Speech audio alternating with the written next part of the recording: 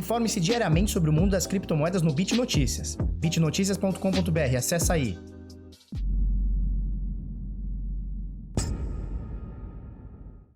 Fala pessoal, tudo bem? Eu sou o Felipe do canal Bitnada, seja bem-vindo aqui à Bitcozinha. Hoje, terça-feira, dia 7 de julho, agora são 8h07 da manhã. E aí, tudo bem? Olha só, Bitcoin deu uma bela subidinha, hein? Quase 0,5% aí, nesses últimos dias bem parados, né? O pessoal tá comparando até com o final de 2018, né? Novembro ali de 2018, onde o Bitcoin ficou muito tempo ali em 6.000, 6.100, 6.200 dólares, um pouquinho mais, um pouquinho menos, e aí ele deu uma despencada, a gente vai mostrar isso no gráfico de hoje. Então o pessoal tem feito essa comparação, tomara que a gente não tenha essa mesma, essa sequência, né, de queda. Vamos ver se dessa vez o Bitcoin, depois de tanto tempo lateralizado, ele sobe. Eu vou mostrar também como aconteceu em 2019, tá? Que ele ficou muito tempo lateralizado ali em 3.100, 3.200, 3.300, 3.400, ele ficou muito tempo ali, muitos meses, parado ali, e depois ele subiu e iniciou uma esticada de 3.000 dólares, 3.000 qualquer coisa, até os 14.000. A gente vai falar bastante sobre isso, tá? Pra gente começar aqui, valor de mercado de todas as 5.695 moedas aqui é de 267,6 bilhões de dólares. O volume nas últimas 24 horas deu uma aumentadinha, 67,6. Não é o volume que a gente tinha, por exemplo, há 2 meses atrás, tá? Que a gente superava com muita facilidade os 100 bilhões de dólares movimentados diariamente, mas tá melhor do que os das últimas semanas aí, que estava na casa dos 50 e poucos bilhões aí, tá bom? Então subiu um pouquinho aqui. E a dominância do Bitcoin cai um pouquinho, 63,8. Por quê? Porque o Bitcoin dá uma subida, praticamente 1% aqui, segundo o CoinMarketCap, nas últimas 24 horas, mas a gente tem algumas moedas subindo um pouquinho mais. Vamos comparar elas com o Bitcoin para a gente ver o que está subindo em relação ao Bitcoin. Por exemplo, a sexta por valor de mercado, né, que é o Bitcoin SV, né, que a gente carinhosamente chama de Bitcoin lixão, porque não faz o menor sentido. Por que a gente chama de Bitcoin lixão? Porque ele é o fork do fork do fork, né? Então o Bitcoin, ele deu um fork pro Bitcoin Cash em 2017, tá? Na minha opinião, não tinha o menor sentido. E aí, ficou uma moeda aqui que não tinha sentido. Aí, não contente em ter uma moeda que não tinha sentido, eles pegaram e duplicaram essa moeda, né? Eles forcaram essa moeda, e aí ficou duas moedas que não tem o menor sentido existirem aqui na quinta e na sexta posição. Então, para mim, é o Bitcoin lixão, tá? Eu venho sempre falando isso. Mas, nas últimas 24 horas, ela subiu 11,3%. A Cardano, que esses dias também explodiu de subir, aí ontem estava quietinha, hoje sobe mais 6,28%.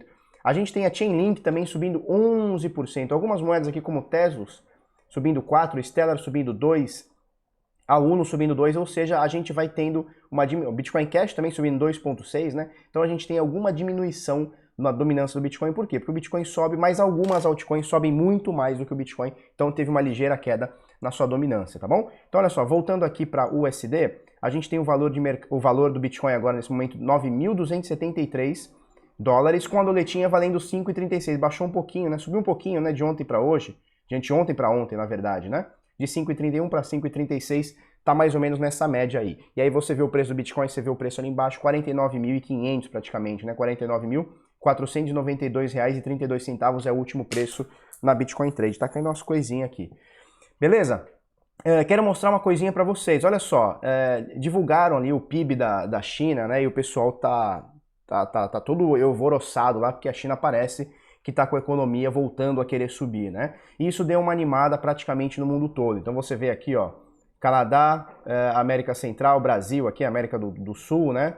Europa e Ásia, aqui você vê praticamente tudo subindo, né? S&P, né?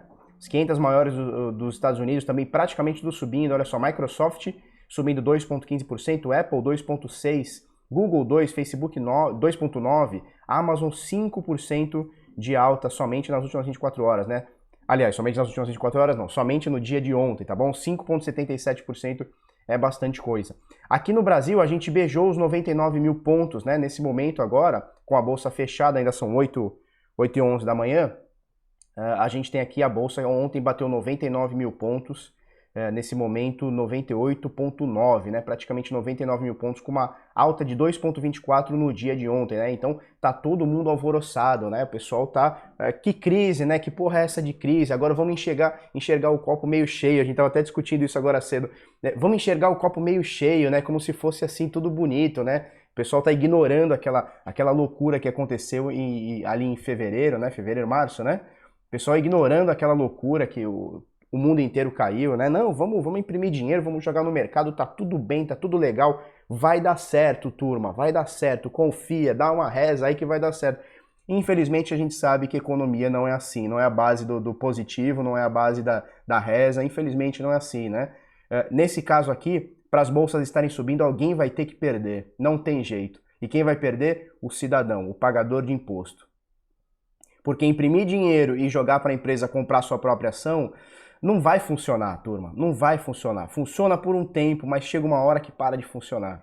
E aí nós vamos ver mais uma puxada de tapete, tá? Não tá normal o que tá acontecendo, a gente já vem alertando. Tomara que eu esteja errado, que a bolsa vá para 300 milhões de pontos. Mas não é natural o que está acontecendo. A gente acabou de ter uma pandemia muito louca. O pessoal aqui na Baixada Santista, acho que foram não sei quantas mil, cara, acho que 15 mil empregos aqui na cidade de Santos que foram perdidos. No Brasil inteiro, parece que são 17 milhões ou 14 milhões, alguma coisa do tipo, de empregos que caíram. Não tem como as empresas estarem tendo lucro. Quem está no comércio sabe, a gente tem comércio aqui, a gente sabe, tá todo mundo fechando. Pô, a gente foi dar uma volta de carro ontem, né? Tivemos uns compromissos e tal. Aí fui dar uma volta de carro na cidade, pô, tudo quanto é loja antiga sendo fechada. Não tem como a economia tá boa, o Brasil tá retraindo, como é que a bolsa tá subindo, não pode tá certo. Enfim, tomara que eu esteja errado, né? Tomara que o Brasa esteja voando e o Paulo Guedes esteja torando tudo pra cima aí. Para você fazer parte da comunidade Decifrando Trade, que vai ser aberta para novas inscrições esse mês de julho, tá? www.decifrando.trade, o link, fica tranquilo, vai estar aqui na descrição, você clica aí, faz sua inscrição, coloca seu nome, coloca seu e-mail e a gente vai te chamar assim que as inscrições estiverem abertas, tá? Além do curso e da comunidade, a gente tem relatórios diários sobre os mercados, lives semanais, inclusive ontem teve uma live para a turma, sinais de trade, PHE Bovespa, então são sinais tanto para Bovespa quanto para cripto, só que uma coisa mais longo prazo, tá? Então trending follow. Light Trade, farejador Bitcoin, bônus em vídeos, comunidade e curadoria Bitnada, tá? Então, para você fazer parte, www.decifrando.trade. Vamos falar um pouquinho sobre o Bitcoin. Bitcoin bonitinho, né? Ele tá bem bonitinho, bem danadinho, olha só. Nos últimos dias, e a gente já vem comentando isso, ele vem rejeitando os 9 mil para baixo, tá? Então, olha só. Esse aqui formou um pin-bar bem bonito, ele não deu continuidade, mas ele formou um pin-bar bem bonito, olha só. Então, o que aconteceu? Ele abriu aqui em 9.300, tá? Ele abriu em 9.300, isso aqui foi dia 15 de junho, tá? Ele abriu 9.300, em algum momento ele veio até os 8 mil e teve rejeição. A turma falou, não, que porra de 8 mil nada, vamos jogar para cima, tá? Então, aqui a gente teve a primeira rejeição, na verdade tivemos antes, né? Só que um pouquinho mais longas, levando alguns dias, né? 1, 2, 3, 4 dias aqui. Mas beleza, a partir do dia 20 aqui, do dia 15, aliás, de junho, a gente tem uma rejeição abaixo dos 9 mil, tá? E aí ele tentou subir o piriri, pororó, 9.700, ó, 9.800 e tal. Turma também não deixou subir mais do que isso. E aí a gente vê algumas tentativas abaixo de 9 mil, tá? Então a gente tem essa linha aqui, vermelhinha aqui, ó, você vê que ela tá em 8.995, praticamente 9 mil dólares, né? Então a gente teve um toque nela aqui, pumba, voltamos. No dia seguinte, ó, quase deu um toque. No outro dia, no dia 27 de junho, ela tocou e foi para baixo, olha só. Ela rompeu e a turma falou, não, aqui não. Aí voltou para cima. No dia seguinte, ela também tentou para baixo, subiu. No dia 2 de julho, agora recente, ele também furou abaixo dos 9 mil e voltou, tá? No dia 5 de julho, que foi o mais recente, conhecido também como anteontem, tá bom? Hoje é dia 7, então anteontem, a gente teve mais uma tentativa abaixo dos 9 mil. Então a turma da venda está tentando forçar a barra. A gente vem notando isso, a turma vem tentando forçar a barra, a turma de compra fala, não, peraí, abaixo de 9 mil não tá indo. E aí os caras põem para cima. E aí aqui novamente a gente forma um pin-bar, né? Então o que é um pin-bar? É uma barra onde a gente vê que ela tem uma sombra grande rejeitada, seja para cima, seja para baixo, tá bom? Aqui nesse caso é uma sombra de rejeição, tá? Então ele abriu aqui em 9.100 do dia 5 de julho, e ele fechou em 9.060, ou seja, ele fechou negativo, ele perdeu 100 dólares, mas durante o dia ele perdeu muito mais do que isso, ele chegou aqui a 8.900, tá? Então nesse dia 5 de julho, ele teve uma perda máxima aqui de 2,5%, tá bom? E aí ele acabou fechando aqui, fechou só em 0,7% negativo, tá mostrando aqui em cima, né? E aí no dia seguinte, com essa rejeição, a turma se animou, né? Que foi o dia seguinte conhecido também como ontem. A turminha se animou, por quê? Porque aqui a gente teve uma rejeição, certo? Mais uma rejeição, então, porra, são várias aqui, ó. 1, 2, 3, 4, 5, 6, né? Então depois da sexta rejeição, e isso é um problema, a gente já vai falar por quê. Depois da sexta rejeição, a galera falou, bom, já que a turma da queda não botou para baixo, vamos botar para cima. E aí ontem o Bitcoin fez um candle bem bonito, né? Subindo aqui, ó, quase 3%, você olha aqui em cima, né? Esse último aqui. Subindo 3% praticamente aqui no dia de ontem, tá bom? E aí, quando ele abre, ele vem até, eu vou colocar as médias aqui pra gente olhar, tá? Olha só. Então, olha só, coloquei as médias. Então, ontem ele ultrapassa a média de 21 períodos, ele ultrapassa a média de 21, ou seja, estamos agora acima da média de 21. Estávamos, já vou falar sobre.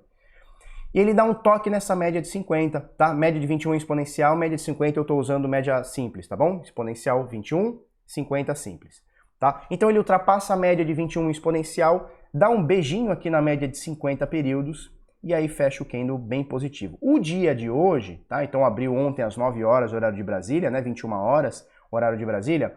Ele tentou novamente, deixa eu até ampliar, ele tentou novamente romper essa média de 50, não conseguiu, tá? Então você vê que ela bate exatamente em cima, né? Média de 50 é essa aqui. Pumba, preço do Bitcoin bate exatamente na média de 50 períodos no diário e volta, tá? E agora estamos exatamente na média de 21. Então a gente rompeu a média de 21, deu um beijinho na de 50, voltou para a média de 21. Nesse momento a gente está aqui, tá? Praticamente todas as altcoins, as principais altcoins, né? Por exemplo, Ethereum, eu tava olhando ontem, Ethereum, EOS, Ripple, XRP, né? Bitcoin Cash, todas essas estavam seguindo a mesma coisa do Bitcoin. Tiveram o mesmo candle no mesmo horário, tudo direitinho, né? Então elas continuam seguindo o Bitcoin, obviamente aí. Beleza, então aqui a gente tem o panorama, né? Qual que é o panorama? A galerinha quer deixar o preço aqui, tá? Quer deixar o preço aqui, a gente vê que 9 mil tá se tornando um suporte forte, a galera não tá deixando passar disso, só que a gente tem um problema nisso, né? Deixa eu tirar essas médias aqui para não ficar muito coisado. A gente tem um problema, né? Que é o água mole em pedra dura, tanto bate até que fura, né? Então, pô, já rolou aqui praticamente 6 vezes, né? A gente já fez a contagem aqui praticamente 6 vezes. Foram 6 tentativas da gente romper esse preço de 9 mil para baixo. Eventualmente vai acontecer, tá? Se a gente não tiver um distanciamento desses 9 mil, em breve a gente vai começar, porque olha só, se a gente for ver desde esse topo aqui em 10.400, olha só, a gente imagina aqui que está só caindo, tá? Apesar de uma lateralização, certo? Apesar de uma lateralização, a gente olha aqui desse topinho aqui de 10.400 do dia 1º de junho, né? Ou seja, mês passado, dia 1º do mês passado, a gente vê uma tendênciazinha de queda, tá? Então é aquela coisa, água mole em pedra dura, tanto bate até que fura, né? Então vamos ver como é que vai ser aí os próximos dias aí. De qualquer forma, o mercado tá bem pastel, né? A gente nota já esse valor de mercado aqui, né? Essa tendência de preço do Bitcoin desde janeiro, tá? Do comecinho desse ano até agora, obviamente descontando o Corona Crash, que foi prontamente descontado também. Então tivemos aqui queda de 50% em 2 dias e recuperação, sei lá, em menos de um mês, né? Vamos ver quanto tempo durou isso aqui. Desde a queda, 45 dias, né? Quase 50 dias aqui, a gente acabou recuperando tudo e ultrapassou, inclusive, o valor que estava anterior, né? Então, nesse momento, a gente está aqui, nesse chove não molha danado, tá bom? Vamos comentar algumas coisas aqui. Bitcoin tá pastel, né? Tá pastel, vamos botar um catupiry nele e vamos fritar essa porra. Olha só. Ai, meu Deus. Ai, o braço do Estado. CVM proíbe Binance de ofertar contratos futuros no Brasil. Oh, meu Deus. Olha só. Brasileiros não vão poder operar contratos futuros na Binance. Eu não sei como é que a Binance vai reagir. Eu não sei se eles vão acatar. Acho que vão acatar, porque no passado recente, eu acho que 2018, tá? Ou 19, também não sei. Talvez começo de 19. Tiveram algumas altcoins, algumas moedas, alguns tokens que foram proibidos nos Estados Unidos. Então os Estados Unidos proibiu, eu não vou lembrar agora quais são, tá? Mas ele proibiu alguns tokens, algumas moedas de serem ofertados ou negociados por americanos, tá? Então teve restrição em algumas altcoins que tinham na Poloniex, na Binance e na Bittrex, tá? E elas prontamente não autorizaram americanos, né, cidadãos americanos, a operar essas moedas. Inclusive a Binance acabou delistando algumas, tá? Eu não vou lembrar quais são agora, vocês me perdoem. Mesmo porque tem 18 bilhões de moedas, né? Não dá para ficar focando em tanta shitcoin assim, né? Quanto mais as proibidas. Beleza, então é bem possível que a Binance vá acatar isso aqui. Obviamente eles são uma empresa, eles são um modelo de negócio e eles não vão querer ficar batendo de frente com o governo o tempo inteiro. Beleza, então olha só. Eles estão querendo proibir não, né? Mas eles não estão autorizando a Binance de ofertar contratos futuros para brasileiros. E é um negócio muito louco, né? É um negócio muito louco. Por exemplo, a CVM, ela não fala nada em brasileiros operarem mini contratos alavancados. Isso tá tranquilo. Puta de um risco do caralho. Isso aí tá de boa. Pode operar mini alavancado torando. Isso aí pode. Mas operar futuro de Bitcoin, pelo jeito, a CVM não gostou. Só pra gente entender, né? O que são contratos futuros? São derivativos, né? Derivativos são papéis que derivam de outros ativos. Inclusive, ontem foi uma pergunta que rolou na comunidade Decifrando Trade e eu fiz uma explicação lá que é o seguinte. Um contrato futuro ele serve para a gente fazer um hedge numa determinada posição, tá bom? Então, por exemplo, vamos imaginar aqui que eu usei exatamente esse exemplo na aula de ontem. Vamos supor que eu sou um produtor de soja, tá? Então eu vou produzir soja, tá? Eu sou do agrícola e vou produzir soja. Eu vou citar valores aqui e tempos aqui totalmente ao esmo, tá? Porque eu não faço ideia como é que se produz soja. Mas vamos supor que eu sou um puta produtor de soja e eu tenho lá na minha fazenda, tal, tenho minhas máquinas e tal. E vamos supor que o meu plantio ele leva 1 ano para ser feito. Vamos supor que ele leva 1 ano. Então eu começo a plantar hoje, eu demoro 1 ano até fazer a colheita, tá? Então eu ponho o dinheiro hoje, começo a fazer meus negócios, meus agrotóxicos lá e tal, os funcionários e tal, carpino o lote todo, para daqui 1 ano eu tomar esse dinheiro. Só que daqui 1 ano, e vamos supor que o preço da saca da soja hoje, eu nem sei se é comerciado em saca, mas vamos supor que o preço da saca hoje seja R$100, tá bom? Só que eu só vou poder vender daqui 1 ano. E daqui 1 ano eu não sei se o preço da soja vai ser R$100, vai ser 200 ou vai ser 50. Se for 50, eu perco dinheiro, porque não vai compensar para mim produzir um negócio e daqui 1 ano vender no prejuízo, tá bom? E chegar em 200, porra, eu tô rico, mas eu não quero correr esse risco. Então a gente faz um hedge, a gente faz uma trava no preço. Então eu começo a plantar hoje a minha soja e vou negociar o preço que vai ser na data da entrega do plantio. Então vamos supor que a gente vai travar o preço em R$100. Então para mim, produtor, tá bom. Para você que tá comprando, né, para o cara que tá recebendo essa soja, tá bom e tá tudo certo, tá? Porque a gente trava o preço em 100. Se por acaso chegar no dia da entrega e o negócio tiver 50, eu não tomo prejuízo, porque a gente acordou isso antes. E se chegar no dia da entrega e tiver 200, o comprador, ele tá tranquilo, porque ele já travou esse preço, inclusive ele já tá pagando esse preço. Então serve para a gente fazer hedge nas posições, tá? Isso é um contrato futuro, tá? E a CVM proibindo, cara, sabe, assim, o Bitcoin ele foi feito exatamente para isso, né? Pra gente parar com o governo, com o banco, com a autarquia, querendo tomar conta das nossas coisas. É exatamente para isso que o Bitcoin foi criado. Infelizmente, ou felizmente também, não sei, a gente tem empresas centralizadas. Ainda precisamos de empresas centralizadas. Talvez no futuro a gente não precise de uma Binance para negociar um futuro de Bitcoin de forma segura. Talvez no futuro não precise, mas hoje a gente precisa, tá? Então assim, apesar dos futuros da Binance estarem pelo jeito proibidos pela CVM no Brasil, tá? Então a Binance não pode ofertar futuros de Bitcoin ou de qualquer outra altcoin, não sei, tá? Não está claro aqui, para brasileiros. Então você que é brasileiro ou reside no Brasil não vai poder, eu não sei como é que a Binance vai reagir a isso, se eles vão cagar e falar foda-se ou se eles vão realmente cumprir e você lá pelo seu IP, não sei, pelo seu login lá, você vai ter alguma restrição na hora de operar futuros, tá?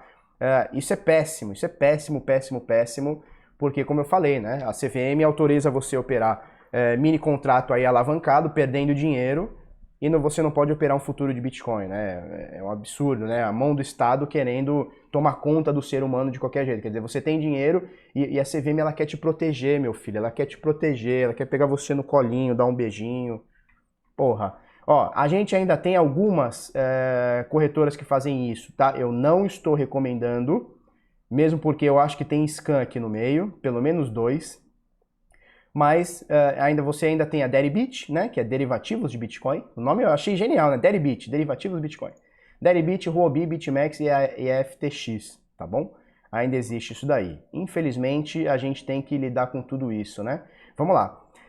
E aí, por que a gente tem que lidar com tudo isso? Aí justamente a gente vem para essa segunda matéria, que é o seguinte, né? Brasileiros têm na poupança valor maior que todos os bitcoins. Oi, tá errado aqui, ó. Bitcoins.